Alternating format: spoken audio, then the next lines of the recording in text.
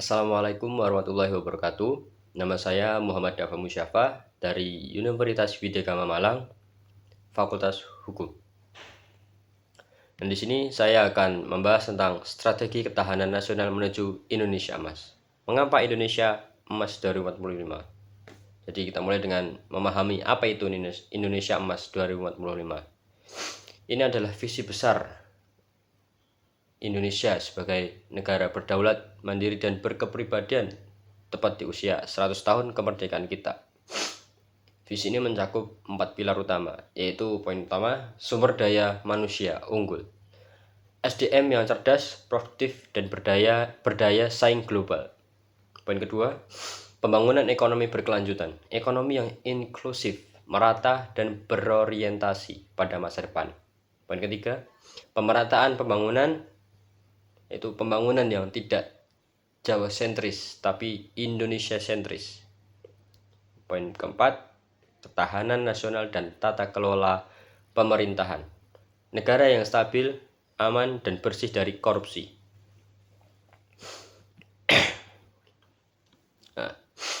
Dari keempat pilar tersebut terlihat jelas bahwa ketahanan nasional adalah fondasi dan prasyarat mutlak untuk mencapai Indonesia Emas. Tanpa ketahanan yang kokoh, seluruh upaya pembangunan di pilar lainnya akan rapuh dan mudah goyah.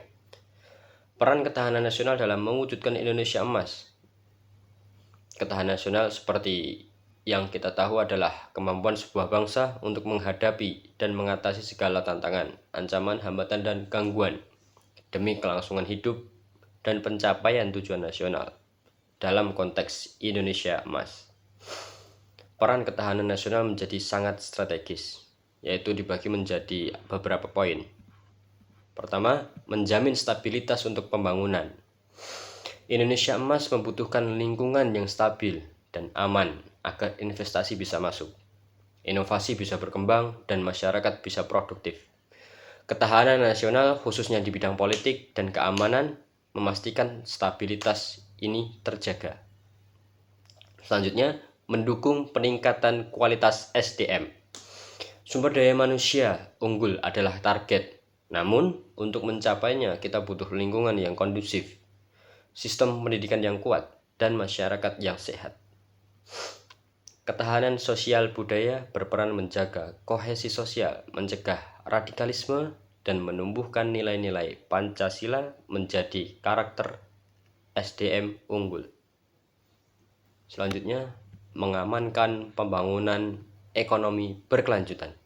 Perekonomian kita harus mampu beradaptasi dengan disrupsi global, menjaga kedaulatan pangan dan energi, serta tahan terhadap krisis. Ketahanan ekonomi bukan hanya tentang pertumbuhan, tetapi juga kemandirian, pemerataan, dan keberlanjutan.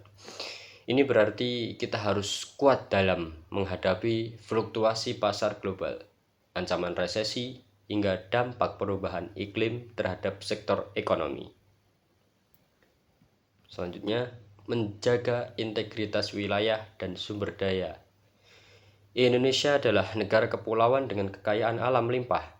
Ketahanan di bidang pertahanan dan keamanan sangat vital untuk menjaga kedaulatan wilayah, melindungi sumber daya alam dari eksploitasi ilegal, dan memastikan jalur perdagangan maritim tetap aman.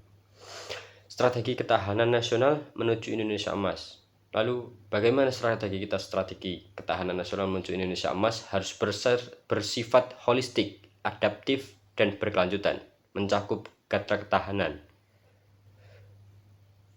Yang pertama, gatra ideologi. Memperkuat Pancasila sebagai dasar negara dan filter dari ideologi asing yang bertentangan. Yang kedua, gatra politik. Membangun sistem politik yang demokratis, stabil, dan bersih, serta partisipasi aktif masyarakat.